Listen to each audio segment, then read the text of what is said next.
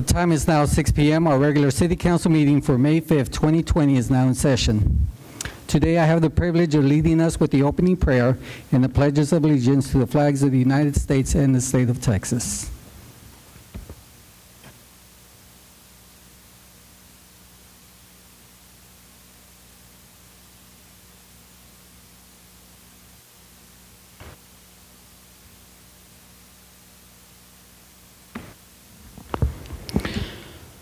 Lord, the COVID-19 had made many feel powerless.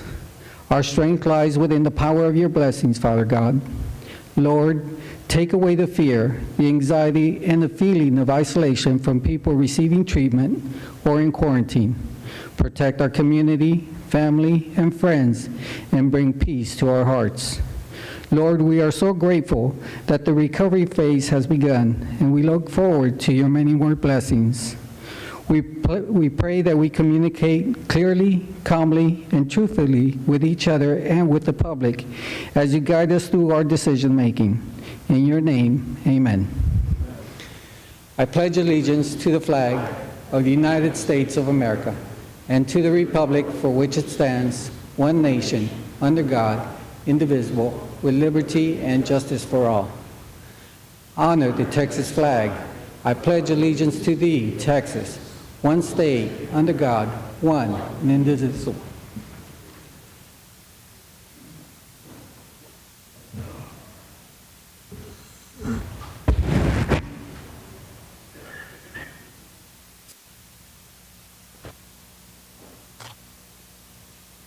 All right, we'll proceed with announcements of upcoming city events. Mr. James. Thank you, Mayor. I have a couple of updates for folks on road projects.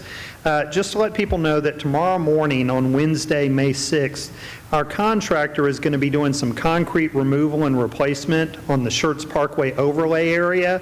So that'll generally start at Beck to Exchange, and then they'll work their way north to Live Oak. There will be some short localized single lane closures, but folks will still be able to get through. The other thing is that tomorrow morning at about 8 a.m. on our chip seal projects, the Lone Oak subdivision project will start. So that process involves spraying a layer of oil over the street surface. After the oil is sprayed, small rocks or chips are placed or spread onto the oil, and then those are pressed into place through rubber rolled tires. Once that oil is sprayed, you can't drive on it until the chips are placed. And then once the chips are down, you can drive on it, but they'll be really pushing people to go really slow, because if you go too fast or turn sharply, your wheels can kind of scar that surface while it sets. So that's tomorrow on Lone Oak as well. And then that same thing will occur on Thursday with the Greenfield Village chip seal projects. Folks can go to our website under engineering, the capital improvements projects, to see a map of the areas affected. Right. Thank you. Thank you, Mr. James. Next, announcements and recognitions by our city manager, Dr. Brown. Okay. Announcements and recognitions by the mayor. I don't have anything right now. We'll continue with the hearing of residents. This time is set aside for any person who wishes to address the city council. Each person is limited to 3 minutes, and we ask before addressing the council, for the record, please state your name and address. I don't see anyone that signed up. Ms. Wilkinson, is there anyone that signed up the hearing of residents in writing? Thank you. We'll continue with the consent agenda items. Item number 1, approval of the minutes of the regular meeting, April 28, 2020. Item number 2, ordinance number 20T14, an ordinance by the City Council of the City of Schertz, Texas, authorizing an adjustment to the fiscal year 2019-2020 budget, repealing all ordinances or parts of ordinances in conflict with this ordinance and providing an effective date. This is also our final reading. Item number 3, ordinance number 20S12, an ordinance by the City Council of the City of Schertz, Texas, to approve a special use permit to allow the operation of a convenience store with gas pumps at the southeast corner of FM 3009 in Rips Cressler, City of Schertz, Guadalupe County, Texas. And this is also our final reading. Council, does any of these items need to be removed for separate action? I hear none. Is there a motion to approve items 1 through 3? So moved. Second. Okay. We have a motion by Councilmember Dalla and second by Councilmember Brown. Oh, was that Scagliola? I thought it was. Okay. Second by Councilmember Scagliola. Okay, Council, any comments? If none, let's call for the vote. Aye. Aye. Aye. Aye. Aye. Aye. Aye. Got 7 ayes, no objection, motion passes. Mayor, can I have one quick Yes, sir. second here? Yeah, I just want, I've had a couple people question about the consent agenda items and how that works. I just want to let everybody know, we get all of these published on Friday. The city secretary publishes it, and it's available to the public as well as to the city councilman. We have all weekend to review it, so when we come in here, it isn't just blindly listen to the mayor read something and approving it. So we do have the information ahead of time. They're generally second or final readings on the items, and it's not just a blanket rubber stamp whenever we come in here. So just to let people know about that. No, all right, thank you, Councilmember Brown. That is correct. All these items are packages are provided on all these items for council. We'll continue now with item number 4, the workshop. Discussion and update regarding the COVID-19 virus in our current ordinance number 20H15, the declaration of local disaster. And I think Chief Long, floor is yours, sir. Good evening, Mayor, Council. Good to visit with you again, and a lot of new updates today, unexpectedly, but we'll take them.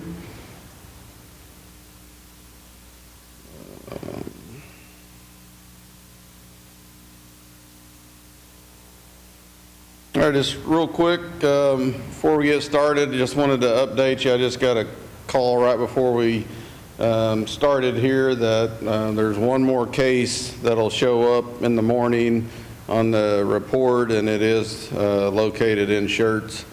I just found out. Real quick, just giving a quick overview of some of the EOC team activities. Last couple of weeks we've been busy. We've added doctor's offices and nursing homes. We've basically handed out about 8,500 pieces of PPE to everybody you see there, the local doctor's offices, nursing homes.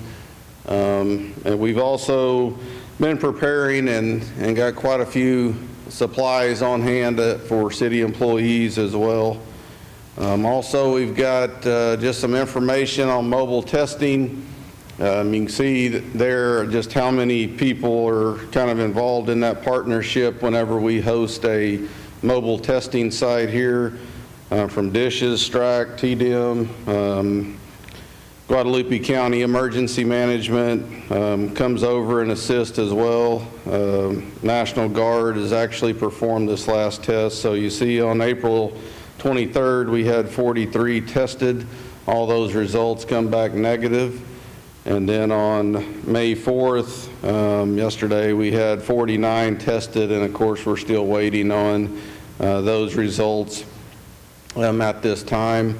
And then also, as part of the finance component of the EOC is, expense tracking and keeping records for all the possible reimbursement. Phase 1, just a quick overview of some of the reopened services. So, going around town, we've noticed that some of the restaurants, because of the 25% occupancy load, some of them have opened, some of them made a decision to wait until what's anticipated in phase 2 would be a 50% occupancy load. So some of them have made that decision to wait and just continued to do their to-go orders.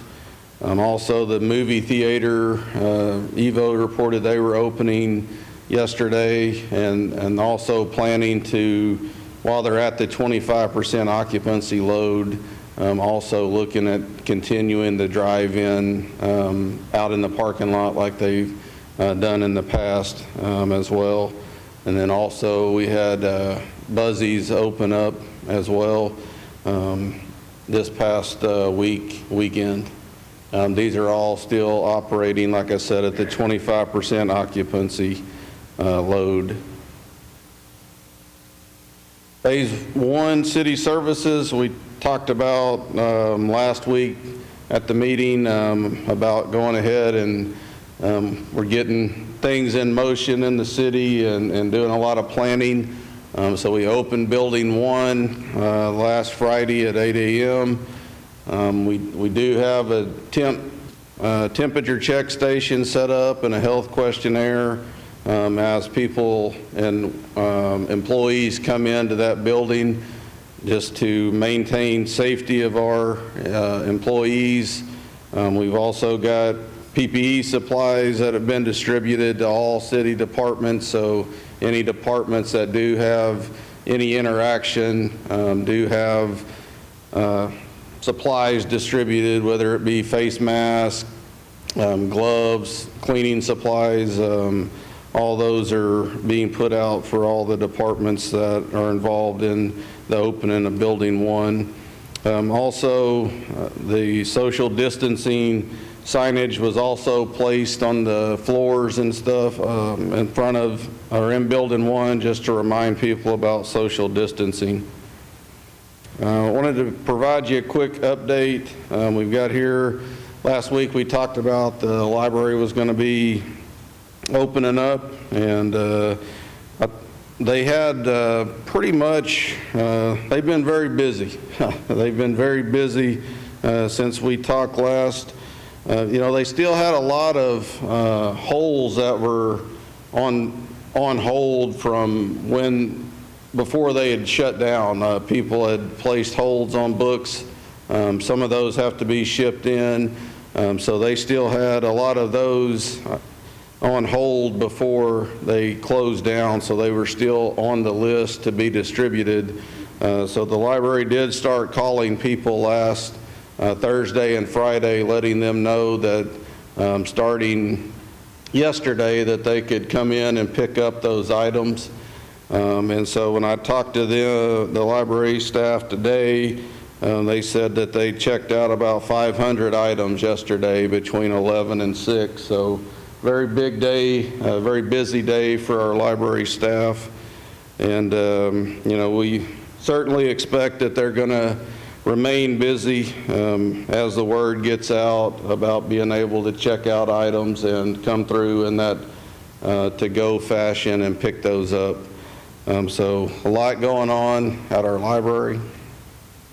Here, just part of the graph got cut off again, but just kind of a quick overview where you can see Guadalupe County is still the red line at the bottom, so we've kind of maintained a straight path across there. You can see as it goes up there, Bexar County is the blue, and then them in Austin, you can see, are just pretty similar all the way across, just kind of comparing our area to others across the state that have been pretty active and pretty busy. And then, of course, Houston is at the top with Dallas in between. So just kind of a quick overview of that. Next is just kind of giving our daily count. So it just kind of shows that we've been, one had a few days off, one had a few days off. And so that's kind of been our trend as we've continued through this over the past 6 weeks or so.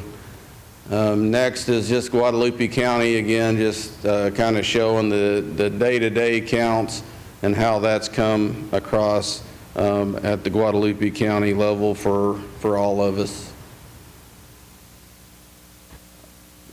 Next, then the Phase 1 information. We wanted to briefly talk about expenses a little bit and kind of give you an update on that. At this time, we've spent about $30,000 to date on everything you see there, kind of PPE supplies. I would just point out at this point, one of the larger expenses that we've got at this time has been PD has added some software. They were already using the software, but they added, once the COVID stuff started coming out where they were trying to discourage people from going into places as much, the company that we use come out with a new version that had additional modules in it that they could add for citizens being able to report an offense without specifically having to come into the police station and cut down on some of that interaction.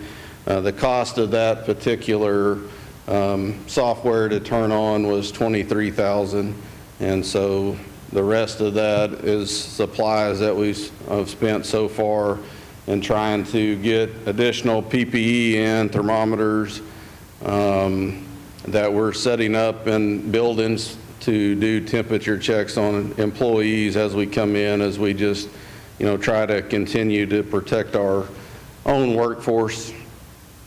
And then I'll turn it over to Charles to talk about some enforcement.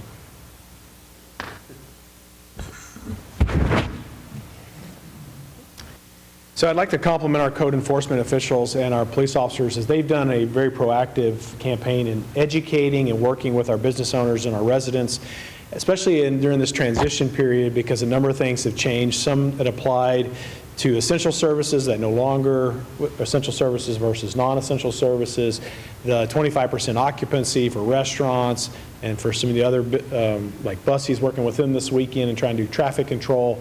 So I just wanted to give a compliment to them, because we've really, in our entire time since February, we've only done 8 warning citations, 0 actual penalty, if you will, violations. So, and a lot of that is because we worked with each of the business owners and or residents, A, educate them, and then B, work with them to make sure that we can account for their individual needs.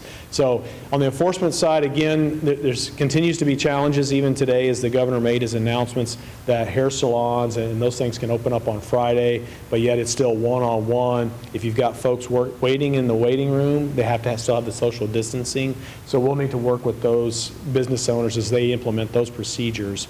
But again, we'll do that just like we've done everything, educate, make sure, and really, we had some wonderful residents, and our business owners have really, they're just trying to meet the expectations. So we've had 0 issues with anybody within the city on the enforcement side. On the cleaning contract, we are trying to put a couple things in place. One is we get ready to open up the Civic Center, maybe the Community Center.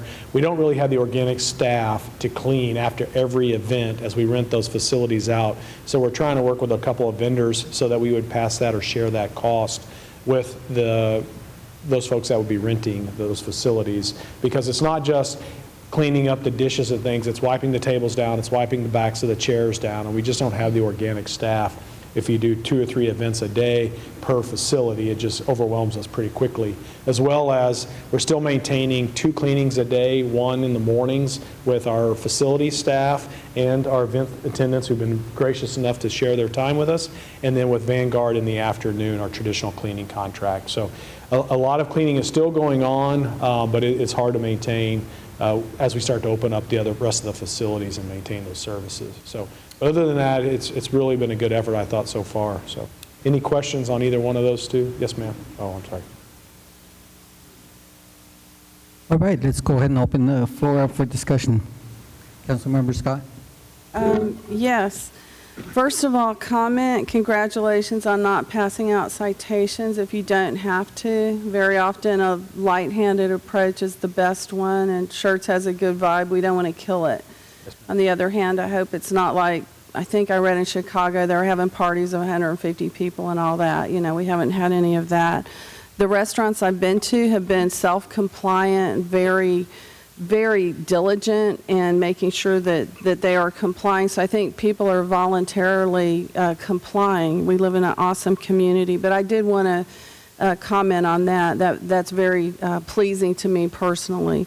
Have y'all heard about, or has anybody done research on the ultraviolet lights to disinfect, the UV lights? Because that might cut down some of the disinfecting and cleaning. Yes, ma'am. We actually got a couple of vendors have contacted us about that, and we have our electrician looking into that. The science it's not all there for what we've seen so far, but we are looking into it, but nothing ready to implement. Okay. And if you have some more information, we'd love to I see don't. it. I've just heard about it on the TV, and I know that, I don't know about the science on it. I think it has legs. I think it'd be something to see if anyone in the government's using that, and if so, you know, to I agree with explore you. that would that would release you from some of the man hours. Second question, of the $23,000 that was used for the police department, is that software, or do you have any other use for that besides just reporting violations or whatever that may be? Yes, ma'am. We were actually moving in that direction, and this just accelerated. And what this allows the residents to, instead of coming into either the PD desk or to call an officer out, they can file reports on certain non-violent type things. But it is really helpful to our residents, and we were moving that direction. This just kind of gave us the help to facilitate. It was more of an enhancement to what we were already doing before all this? Yes, ma'am. Okay. And that's the direction we're going to continue to go. All righty. It helps free up our officers. Instead of having to do additional reports, they can actually do proactive patrolling. That's fantastic. And this wasn't on your presentation, but we have not had any deaths in Guadalupe County, right? Do you remember? That is correct. Okay, good. Thank you. I'll let Chief finish his. Okay. Chief, you have more information? Please continue. Okay, so just wanted to provide some quick clarifications from some information the governor just put out at 3 o'clock this afternoon.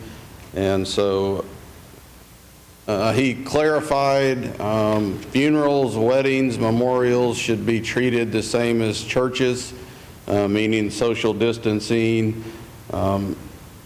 So those can continue. Wedding receptions, he specifically mentioned, too, can operate at a venue at a 25% occupant load as well, kind of like the restaurants are.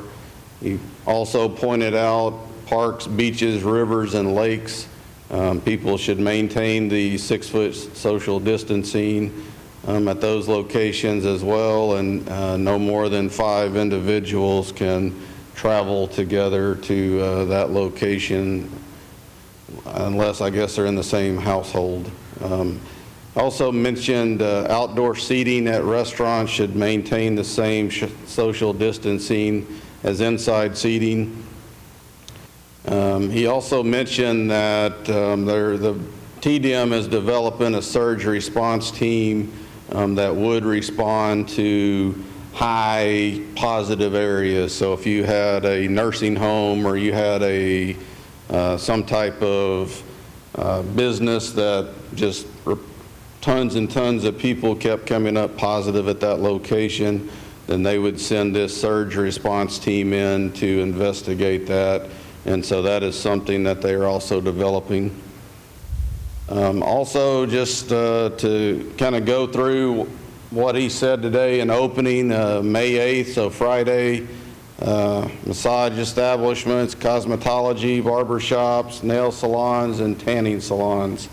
So again, I didn't, hot off the press, so I didn't list all the restrictions here, but as Charles mentioned, most of those were, you know, if somebody's waiting, there has to be room that they can maintain social distancing. There has to be one-to-one between the stylist and citizen or resident that's in there. So that's coming out Friday. Next is coming out May 18th is gyms. So he specifically mentioned gyms could open. They would be at the 25% occupancy load. So last week we kind of talked about phase 1, phase 2 a little bit.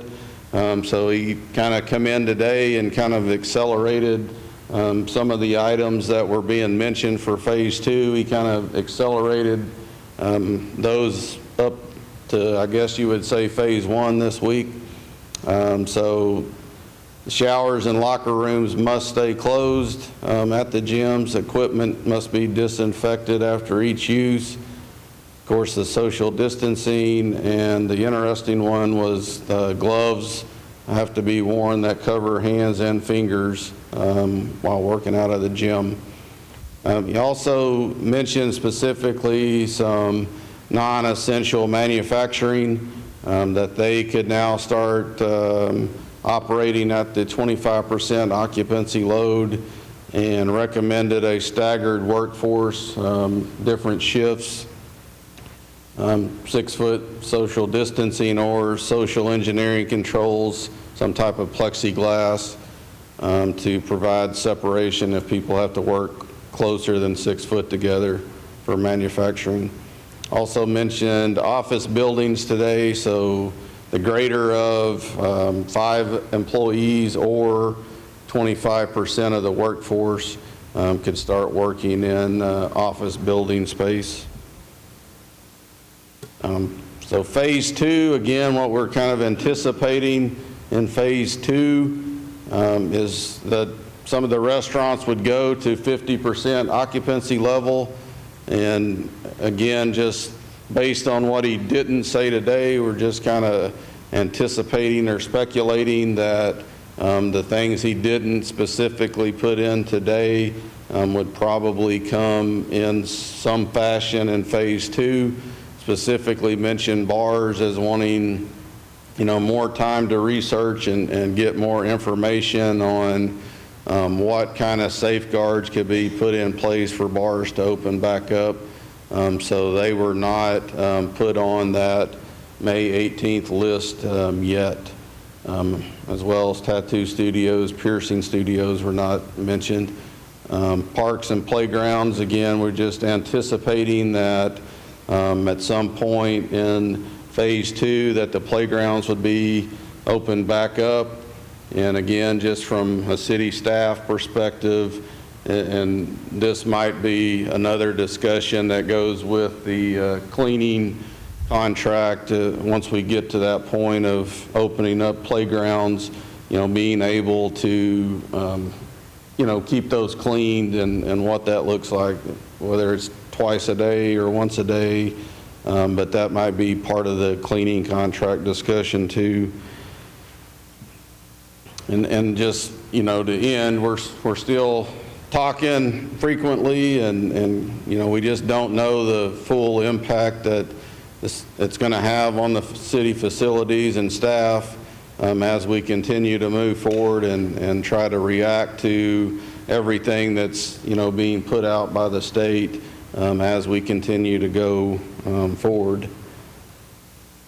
And then here, kind of one of the last things they talked about is that they've now put out a website that they just rolled out today called covidtest.tdm.texas.gov, and that's where you can go and check testing sites each day. So if you feel like you're needing testing and you want to know what the closest locations are, when you go to this website, it allows you to put your address in, and it tells you the closest testing locations that are set up that you can go to. Just, I guess, to end with some of the data that the governor put out today is there's been 427,000 Texans tested now, 19,000 today. He had mentioned at one time his goal was to try to get 20 to 25,000 a day tested. So today they hit 19,000, and that testing has almost doubled in the past 2 weeks. Another important data point that he's put out is, on April 20th, our positive test rate was 7.2%. And even though we've continued to increase the numbers that have been tested, the positive confirmation rates actually went down to 4.2%. So that, or 4.65, I'm sorry. That was important to mention, that we've continued to test more and more people, but the rate of positive tests has actually dropped down in the last 2 weeks. Hospitalization rate was another important one that they had mentioned. It looks like we continue to stay, no matter how many additional people we're adding for testing, we're still staying around 10% get hospitalized at some point during their illness. And then last was Texas ranks third in the U.S. as the most recovered cases. So another positive side of that. So that's what I've got for the quick informational update, and I can entertain any questions. Okay, thank you, Chief. Before we entertain any discussion, I just want to say one thing. We'd like to thank the Texas National Guard for facilitating the testing this past Monday. We really appreciate them being out here. All right, Council, floor is open for discussion. Councilmember Scott. Yes, thank you. On the surge team, whenever you were talking about, like, if there's an outbreak and we're going to move quickly and all that, do we have a plan in case there's an outbreak at a senior living facility? The reason I say this is because I was watching the news today with my husband, and I was aware that New York had released some COVID-positive patients who had gone to the hospital, and they put them back in the old folks' home, the senior living facilities, and a bunch of people got sick, and a lot of people died. It was horrible. And I was telling my husband, this is just horrible. It's not acceptable. How can they do this? I mean, I think it's reprehensible. How can they put these people back? And he said the most sublime thing. He said, well, where else could they put them? And I was like, well, a hotel room? I mean, something, you know, somewhere 14 days, but not back in there. This has got a lot of national attention, and I think I just want to put that out there. Do we have a contingency plan in place? God forbid. You know. So we do talk with all of our nursing homes, and we do make sure that they've got plenty of PPE supplies and stuff as well. We ask them to let us know, you know, if they have someone that's in isolation or anything like that, so that we know what's going on. But as far as our contingency plan, it is through the state. I mean, so it would be that we would call in TDM to assist us with that location. I think that's good, because I think that our state is very, I could be wrong, but I think we're very responsible. I don't think we would do the same thing. Second question on the staggered workforce. Are we already doing that in shirts, or how is that fitting into what we're doing? I know that, you know, some shifts have been staggered or what have you, but... You're talking about city employees? Yes, sir. Yes, we've got a mix of all of that going on so that we don't have everybody piled into one location.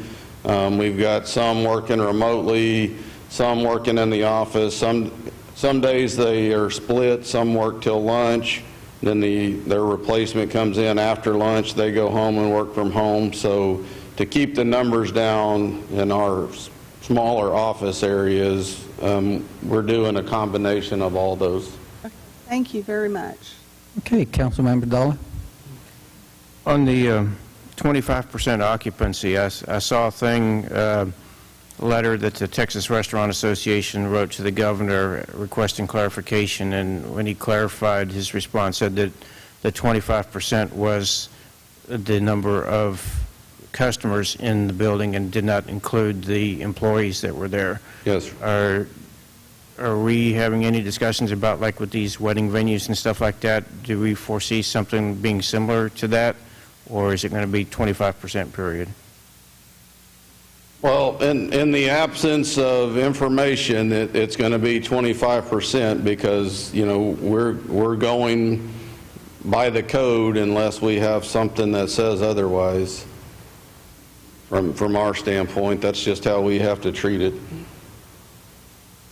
That's all I have. Okay. Any others, council members? No other comments? I just want to say one thing then. You know, this virus has devastated a lot of our local businesses, and our city is determined to try to get these business reopening commerce and get them back to business and get the employers to get their employees back to working. We're trying to do everything we can, and we appreciate what our staff has been doing to get the information out and also provide guidance on what the directives are. Thank you, Chief. All right. We'll continue with the roll call confirmation. Our Deputy Secretary, Gail Wilkinson, will provide roll call confirmation on consent agenda items 1 through 3.